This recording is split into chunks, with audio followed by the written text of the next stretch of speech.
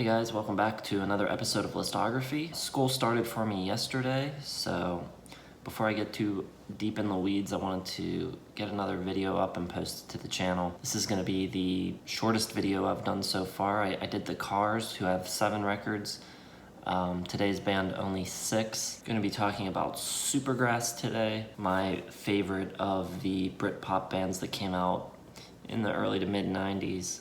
Just an incredible band, kind of unfortunate that they only have 6 records. So I love every single Supergrass record, but there are 2 that stand out to me as not being quite as good as the others. One of those is very solid the whole way through, if not quite stellar. And the other one has some amazing high points on it, but also some slightly forgettable tunes. And ultimately, that's the one I chose to put here at the bottom of the list. It's their self-titled 3rd record from 1999. Even though songs like Moving, Your Love, Mary, Jesus Came from Outer Space, and Pumping on Your Stereo are all fantastic, a lot of the songs on this record just aren't as memorable. They don't exactly sound like filler, but they don't quite live up to the band's normal standards. This is the only album of theirs that you could really even remotely consider any of the songs to be bland or forgettable. So even though the highs from this record are some of the band's best songs in their entire catalog and they're absolutely essential Supergrass tracks, judging it as a whole work, it's still gotta be my least favorite Supergrass record. At number 5, I have Diamond Hoo-Ha. This was the band's final album, came out in 2008, I believe. And like I said, it doesn't really have any of the band's best songs on it, but it's pretty solid the whole way through. It's probably the band's most rock with a capital R record, which was a big change of pace from their previous record. Riff-centric rock isn't probably what a lot of people go to Supergrass for, but if you take it for what it is, it's good. Very enjoyable if you take it at face value. My favorite tracks from this are Bad Blood, Rebel in You, The Return of, and Ghost of a Friend. Alright, so now for the top 4, which I think are all absolutely essential listening. Not just for people trying to get into this band, but just for music fans in general. These are some of the best albums of their era. From the mid-90s to the mid-aughts, you're not going to do much better than these 4 records. If you're in the UK, I'd be very curious to know how well regarded Supergrass is there. It's a little bit hard to gauge from the States. Are they remembered as just another Britpop band that had a few good singles, or are they generally considered one of the best bands of their time? Here in the US, people don't really remember them that well. If they do, it's usually because of this next album on my list and its big hit single, All Right.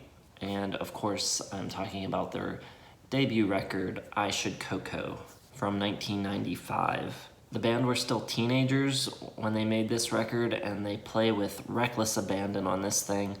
Lots of modish punk influences on this record, like the Jam, the Kinks, and the Buzzcocks. But a greater musical sophistication and a wider range of influences are revealed on tracks like She's So Loose, Time, and Sofa of My Lethargy. It's a brilliant debut, but it really only hints at the greatness to come. At number 3, I'm going with Road to Ruin. After the exuberant, glitzy glam of Life on Other Planets, I remember being somewhat disappointed when I first heard this record. It's definitely the band's most subdued record, a lot of acoustic guitar and piano, but my original assessment could not have been more wrong.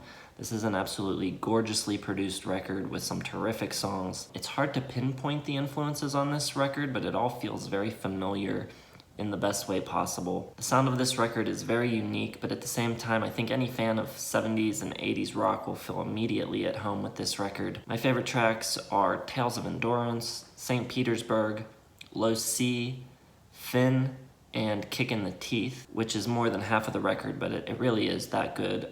Just seriously, go listen to this record because I can't do it justice with words. At number 2, I'm going with Life on Other Planets. I had known of Supergrass for a while and knew a few of their songs. Like most Americans, I was mostly just familiar with the song All Right. But when I heard this record, I was all in, totally fell in love with the band at that point. It was all the best parts of classic 70s rock distilled to its essence, leaving out the excesses and updating it for present day. If you like Bowie, T-Rex, Mott the Hoople, Pink Floyd, Queen, you will absolutely love this record. I have no doubt about it. My favorite tracks are Za, Seen the Light, and Grace, as well as the two songs that close the album, Prophet 15 and Run, which are two of my all-time favorite Supergrass songs. On Run especially, you'll hear that Pink Floyd influence coming through.